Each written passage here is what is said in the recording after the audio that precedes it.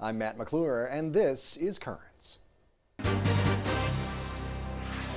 Honoring Catholic war veterans in the place where the group got its start, Immaculate Conception Parish in Astoria, Queens. It was a beautiful, beautiful feeling to see these young children singing. It gave me a feeling that I fought for something that these kids could sing.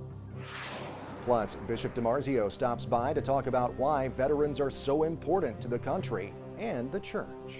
I think people are very concerned about veterans returning and about the war too. And it's a very special eyewitness account of D-Day. D-Day was accomplished by sheer guts and nothing else.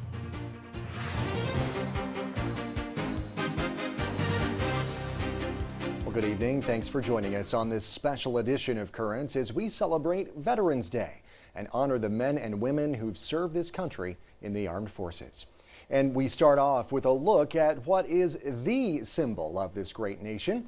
Now, if you were out and about today, it was just about impossible to miss the red, white, and blue flying high. You know, the American flag has come a long way since July 4th, 1776, when, as legend has it, Betsy Ross sewed the first American flag with 13 stars to represent the 13 colonies. Well, despite changes to the flag over the years, one thing has remained constant. It has endured as a symbol of patriotism. It's something that is not lost on the nation's veterans, including the Catholic War Veterans of America. And that group, which has posts across the country, was founded right here in the Brooklyn Diocese at Immaculate Conception Parish in Astoria, Queens, as a matter of fact, back in 1935. Since then, it's grown into a nationwide organization while remaining a vibrant part of Immaculate Conception. And yesterday, the parish dedicated 3 flags donated by the Catholic vets to all the veterans who've worshiped at Immaculate Conception throughout the years. Today we celebrated Veterans Day, and it was celebrated with the Knights of Columbus Squires, the Catholic War veterans who have a post here, and some of the military who were invited here by Mr. Mario Massa, who is a former Grand Knight and is currently the head of the Squires organization. A major part of the ceremony was that Mr. Massa had arranged for the school to be given a brand new American flag to stay in the vestibule. And there was a ceremony presenting the school with that flag. We presented an American flag in honor of Captain Michael Fannin. His plane crashed in Vietnam. His body hasn't been recovered. He's MIA. We presented it to the school in his honor, and we also presented a bracelet to Colonel Gould, the commander of the garrison here at Fort Hamilton. It was a beautifully done ceremony. Mr. Massa always does a fabulous job of reminding us of why the Knights of Columbus are present in our school. They were founded for God and country, and he always does a terrific job of honoring both. I want to thank the garrison, the commander of the Fort Hamilton garrison, Colonel Gould, for being here with his staff. It's an honor to have them here. It was just an honor to be here at Immaculate Conception. The outpouring of support that we see throughout New York City for our veterans of all services is really remarkable. In addition to the main flag that's presented into the vestibule of the school, each classroom is going to have a brand new flag intended to honor a specific veteran. Our veterans have, selflessly gone into harm's way to protect the freedoms that we enjoy every day here in the country. It is a time to acknowledge that their service was not in vain and that there's an appreciation for what they did. It causes them to walk a little taller and to walk a little prouder. We need to remember them. We need to remember their sacrifices that have done here for our nation. I fought in the Battle of the Bulge. The weather was the worst weather they ever had in Germany. Most of the soldiers got frozen feet. They couldn't walk anymore, and they just had to lay down and call the medics. But that was the worst thing in World War II, was the frozen feet.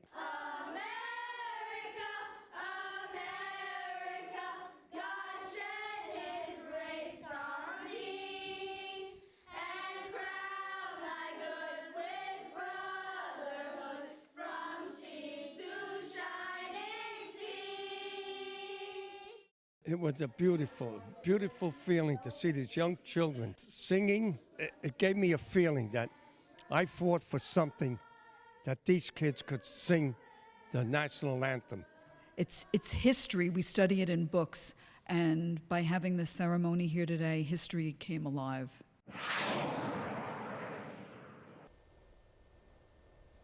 Well, there's more currents ahead. When we return, despite overwhelming obstacles, disabled vets stay physically and spiritually strong.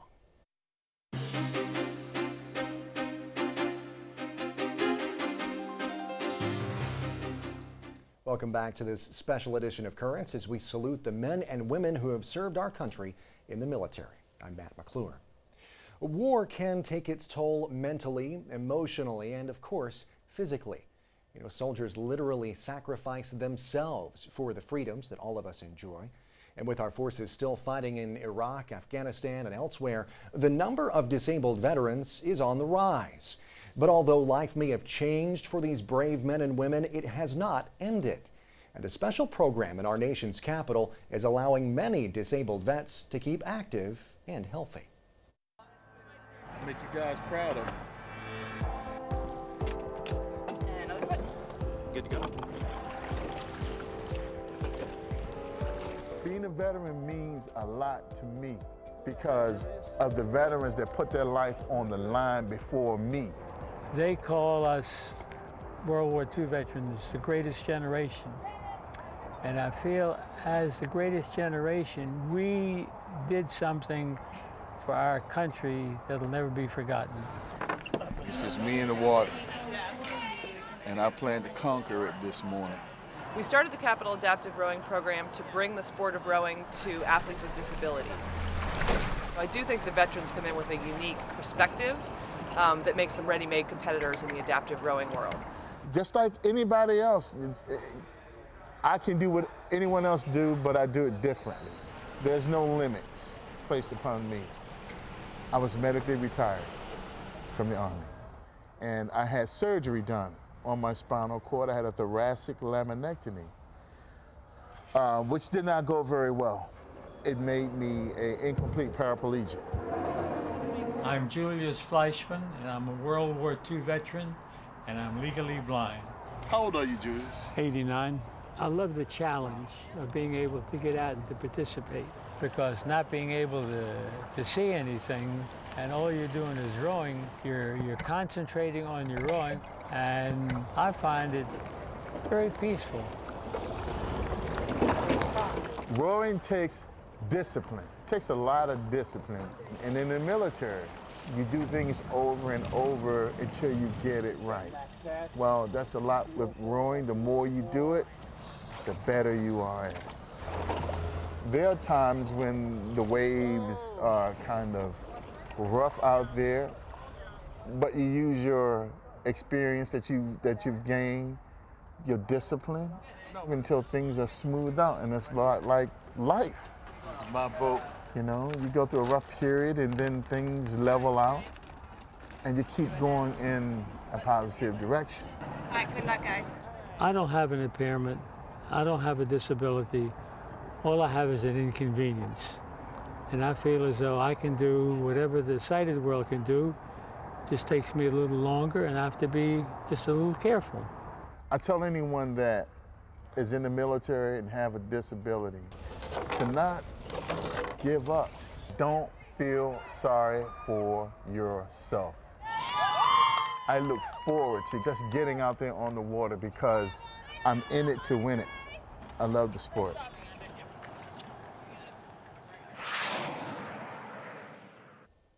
Amazing. Well, the Capital Adaptive Rowing Program that those vets take part in has been around since 2009. It serves both disabled veterans and civilians in the Washington, D.C. area, men and women with spinal cord injuries, amputations, and visual and cognitive impairments. Great story there. Stay with us. There's more currents ahead. Coming up, they are the men and women who've kept our country safe for generations. Bishop DiMarzio goes into the deep on Veterans Day. When you're putting your life on the line for the defense of the country, that's something to be admired.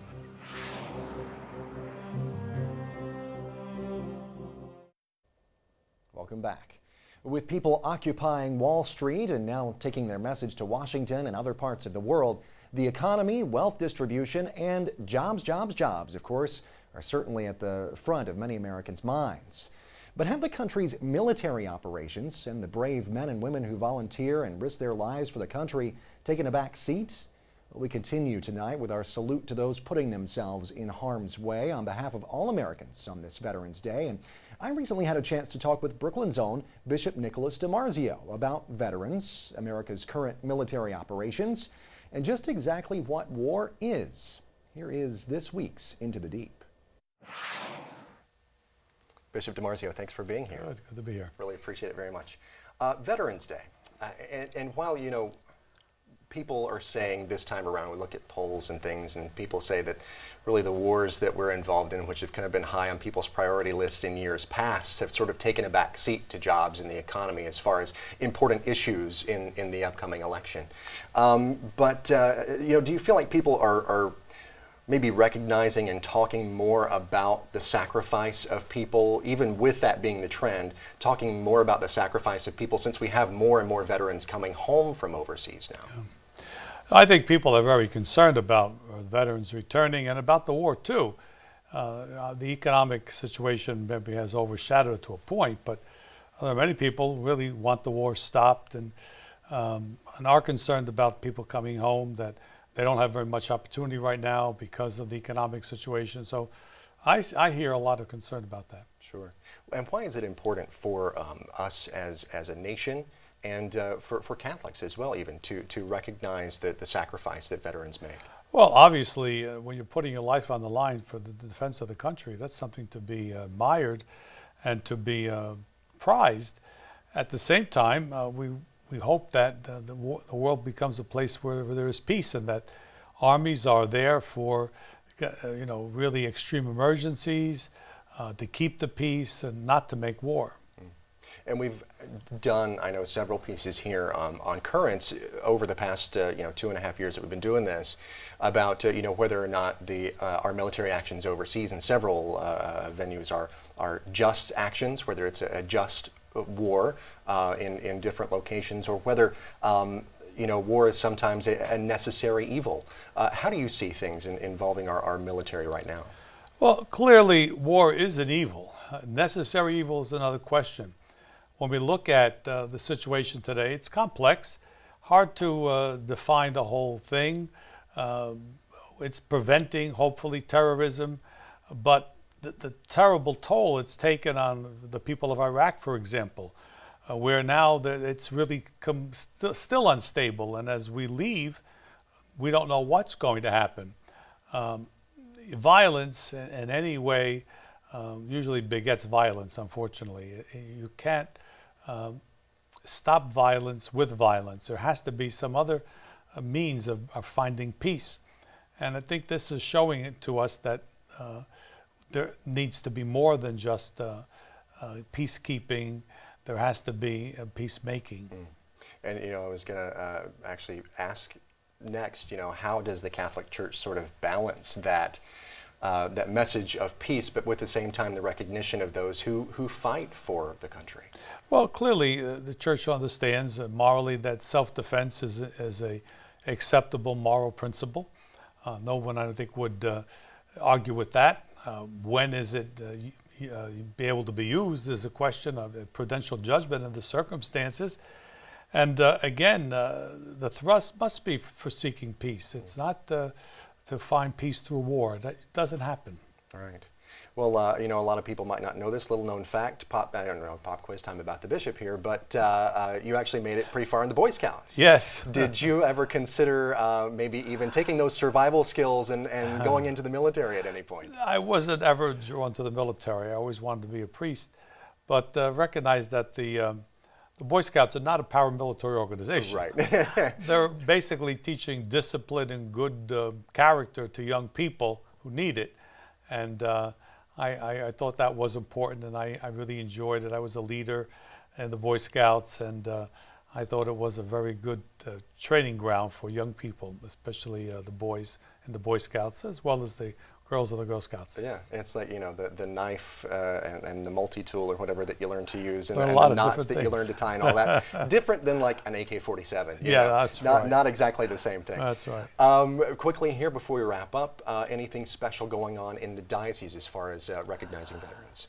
I'm sure there are individual celebrations in parishes recognizing Veterans Day.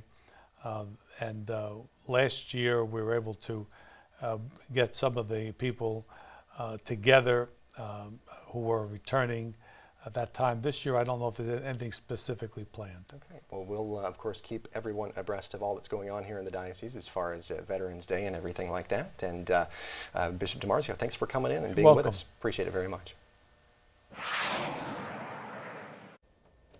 Stay with us, there's more Currents ahead. When we return, he was on the front lines on the day that changed the tide of World War II. He'll share his story with us. One shell dropped on one side of the craft, the other on the other side. So if you know anything about artillery, the next one would be right in your back pocket.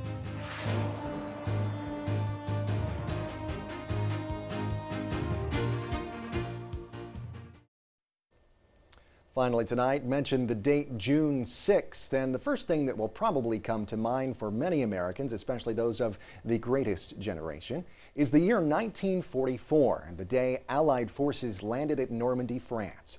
It's a day that has, over the years, come to be known as D-Day, of course, and much has been written and said about that invasion, which ultimately led to a very decisive victory for Allied forces. But we end this Veterans Day edition of Currents by hearing from a man who was there as part of the military operations. Rocco Moretto experienced D-Day firsthand, and he has, of course, lived to tell the tale. We caught up with him just before Memorial Day of this year, and as we discovered in his eyewitness, many years may have passed, but Moretto's memories of the historic day are still fresh. It was taken out of the hands of the generals. It was strictly a doughboy thing. It was D-Day was accomplished by sheer guts and nothing else. D-Day actually wasn't for one complete day. It took us a week. Our mission was to take as much ground as we possibly could to expand the beachhead. I was a fairly good athlete as a kid. And I sort of got the idea that I was going into a sporting event. Pilot kept running into underwater obstacles, sandbars. One shell dropped on one side of the craft, the other on the other side. So if you know anything about artillery, the next one would be right in your back pocket. Finally, the pilot said, "I'm sorry, fellas, I got to drop the ramp." And he did. I wasn't afraid of getting shot or stepping on the mine. I wasn't afraid of that at all. I was afraid of drowning because I can't swim. If you jumped in the water and the Mae West was inflated, it had a tendency to turn you over. You would drown. Somebody must have hit my cylinders and it inflated. Fortunately, I had this great soldier behind me. He took his trench knife out and he punctured the thing. I jumped in and I sunk to the bottom. It was over my head. Water was red from the soldier's blood. And we were getting shot at. If the water somehow knocked you over, you would have never gotten up with all that equipment you're carrying. It was over 100 yards to land. And we finally got to the beach. About a dozen guys were all hit. And then I heard the loudest voice I've ever heard in my life was one of our sergeants. And he screamed out, "Get off this beach." We're running through the minefield as fast as we can. Kid on my left steps on a mine. And in my peripheral vision, I could see him flying through the air. We just kept running until we got to the top of this high ground, and there was all kinds of people up there. I ran into a guy in that area that I was with in the States. I said, hey, what are you doing here, you know? And quickly, but we reorganized and we got as many people as we could, and we continued on to the mission.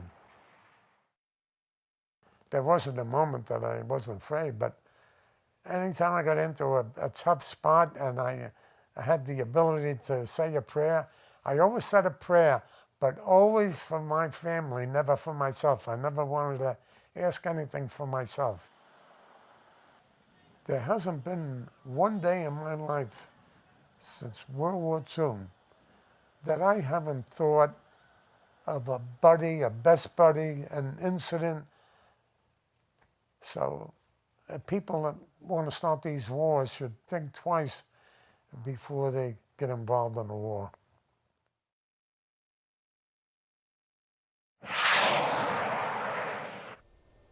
Absolutely amazing story there. Well, what a way to wrap up this Veterans Day edition of Currents. And that does wrap up this Veterans Day edition of Currents. And we thank you for joining us here on this special night. Now, before we go, we want to again express sincere thanks to all of those who've served us in the U.S. military.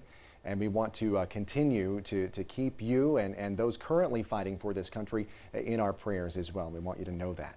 Until next time, be sure and visit us online. We're at currentsny.net. For all of us here at Currents, I'm Matt McClure. Thanks so much for watching and have a great night and enjoy the rest of your holiday weekend.